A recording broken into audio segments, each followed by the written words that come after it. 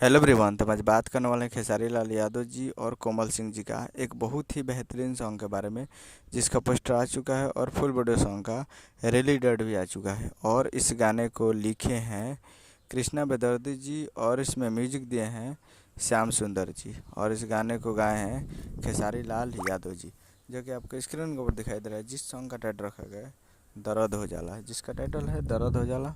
और वीडियो में है खेसारी लाल यादव जी और कोमल सिंह जी, फिट में है कोमल सिंह जी। और ये फुल वीडियो सॉन्ग को रिलीज़ किया जा रहा है। Full video song release in on 1/6/2026 को सुबह 7:15 AM पे फुल वीडियो सॉन्ग को रिलीज़ किया जा रहा है।